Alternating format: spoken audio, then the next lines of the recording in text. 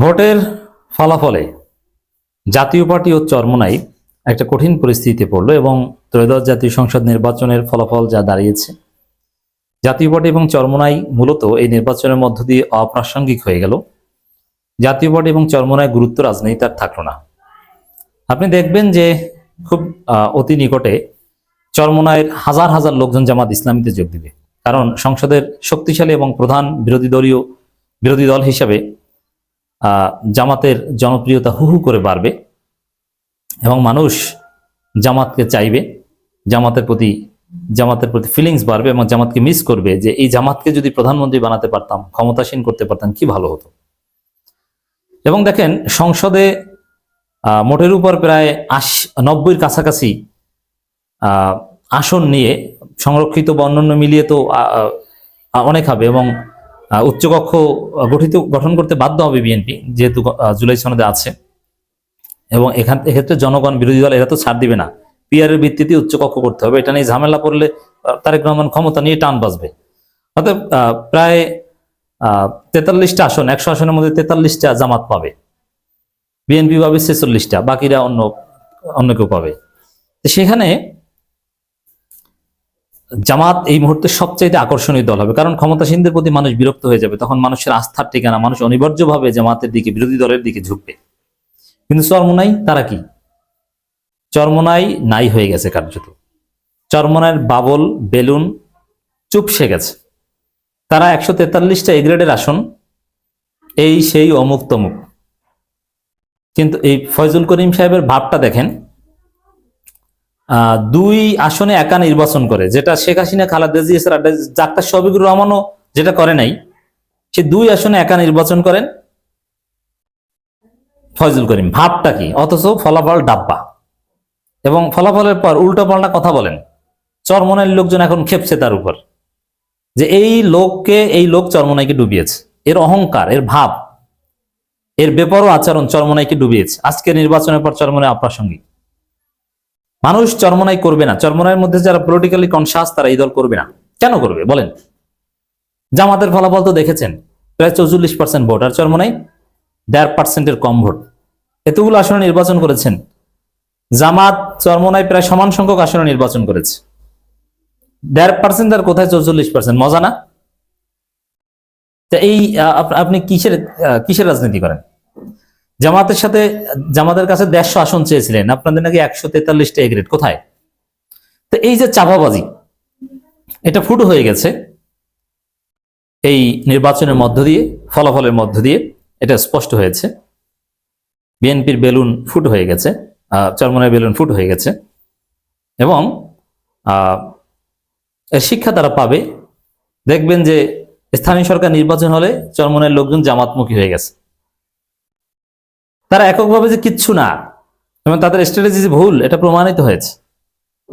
এবং একজন যে এমপি হয়েছে, আপনারা যারা জানেন না তাদের অবগতির জন্য জানাচ্ছি, একজন যিনি এমপি হয়েছেন তিনি জামাতের সহযোগিতা হয়েছেন। হ্যাঁ, চরমোনাই যে কাজটা করতে পেরেছে, অনেক জায়গায় জামাত তাদের কারণে হেরেছে। তারা জোটে থাকলে হয়তো বা জিততো। যেমন 53 জায়গায় 5000 ভোটের ব্যবধান হেরেছে জামাত। তো ওখানে চরমোনাই থাকলে ওই 53 জায়গায় জেতাটা খুব ইজি ছিল। যদিও ওই 53 জায়গায় যেতে ইজি ছিল এটা বলা যায়, কিন্তু জিততো নিশ্চিত এটা বলা যায় না। কারণ চরমোনাই থাকলে তো চরমোনাইকে অনেক জায়গায় ছাড় দিতে হতো, তখন তো সিট আরো কমতো। তখন এদিকে 68টা, ওটা কিন্তু 50টা হয়ে যেত বা 40টা হয়ে যেত। তারপরও জোট থাকলে ভালো হতো, এটা অস্বীকার করার কোনো সুযোগ নেই। কিন্তু শিক্ষাটা তো পেয়েছে চরমোনাই। তাদের নেতা ফয়জুল করিম, তার এই জামানত নাই অবস্থা।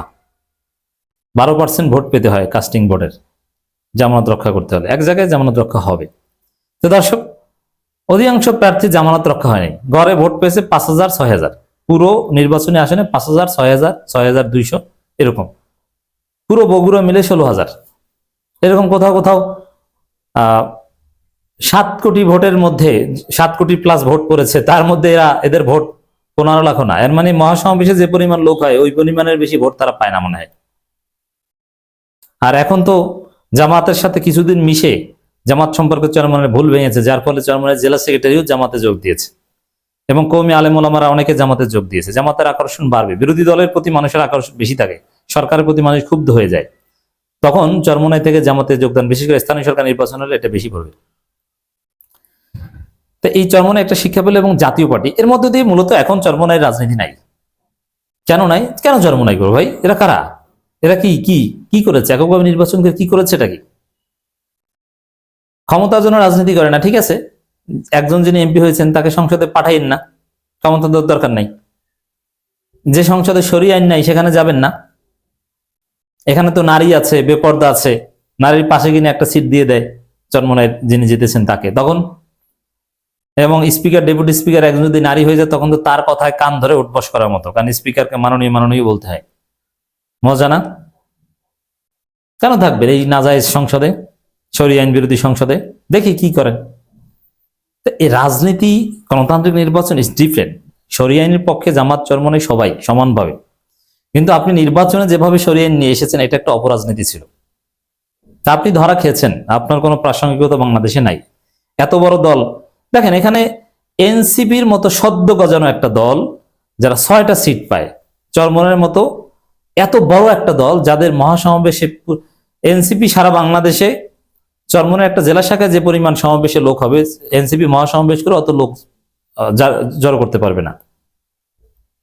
অতএব সেই জায়গায় এনসিপি সিট পায় 6টা আর চরমোনাই একটা, তাহলে চরমোনাই কততম দল? চরমোনাই যেতে খেলাফত মজলিস বড় দল। খেলাফত মজলিস রিক্সা এবং ঘড়ি, এই দুই খেলাফত মজলিস চরমোনাই চেয়ে বড় দল। এরা 4টা সিট পেয়েছে আর চরমোনাই পেয়েছে একটা। ভোটের পার্সেন্টেজ কত? Less than 1.5%। এত বড় বড় কথা বলেন, 8% ভোট, 9% ভোট, আপনাদের ভোট তো লেস দেন 1.5%। এখন এই চরমোনাই অপ্রাসঙ্গিক হয়ে গেছে এই নির্বাচনের মধ্যে দিয়ে। নাম্বার 1, জাতীয় পার্টিও একটা ধরা খেয়েছে। জাতীয় পার্টি, এরশাদের দল ক্ষমতায় ছিল, অমুক তামুক কত কিছু, লাঙ্গল প্রতীকে জিএম কাদের থেকে শুরু করে কত নির্বাচন করলো, সারা বাংলাদেশে ছিল কম বেশি, কিন্তু কই কিছু তো পালো না। জাতীয় পার্টিতে ধৈঞ্চা, জাতীয় পার্টির কোনো ভোট নাই, কোথাও জামানত রক্ষা হয়নি, 2 জায়গা বাদে। এর মানে এই নির্বাচন অনেক হাবিজাবি পার্টিকে খেয়ে দিয়েছে, আবার অনেক পার্টি বিএনপি খেয়ে দিয়েছে। একটা পার্টি এহসানুল্লাহ নাকি দল বিলুপ্ত করে বিএনপিতে যোগ দিয়েছে, বিএনপির পরাজিত ক্যান্ডিডেটের কাছে হেরে গিয়েছে, বিএনপির বিদ্রোহী প্রার্থীর কাছে হেরে গিয়েছে। মজা না? তো এই জায়গায় জাতীয় পার্টি এবং চরমোনাইয়ের অধ্যায়ের সমাপ্তি। জাতীয় পার্টি একদম নাই হয়ে যাবে এই ভোটের মাধ্যমে। আওয়ামী লীগের দালালি, ভারতের দালালি, এগুলো একদম কালের বিবর্তনে একদম হারিয়ে যাবে। চরমোনাই যেহেতু এটা একটা ব্যবসা এবং পীর হিসাবে, তরিকতের একটা দরবার হিসাবে ভালো, আমি সাপোর্ট করি। মুরিদ হওয়া উচিত। মুরিদ থাকবে, কিছু রাজনৈতিক দোকানদারি থাকবে, কিন্তু রাজনীতি তাদের কোনো ফিউচার নাই। এবং চরমোনাইয়ের মধ্যে যারা পলিটিক্যাল অ্যাম্বিশন পজেস করেন তারা অনিবার্যভাবে জামাত ইসলামীতে যোগ দিবেন। আমি পরামর্শ দিব যে জামাত ইসলামীতে যোগ দেন। জামাতের সামনে শুধু সম্ভাবনা। এবারে নির্বাচনে তো কিছু সন্দেহ সংখ্যা ছিল, জামাত জিততে পারবে কি পারবে না, জিততে পারে নাই, সেকেন্ড হয়েছে। কিন্তু সামনের নির্বাচনে এটা তো বোঝেন যে বাংলাদেশের মানুষ 2বার একই দলকে ক্ষমতায় আনে না। আর ভোট কারচুপির মেকানিজম কিভাবে কি করে ওটা জামাত এবার বুঝে গেছে। অতএব স্থানীয় সরকার নির্বাচনের আগে জামাতে যোগদান কাজে আসবে।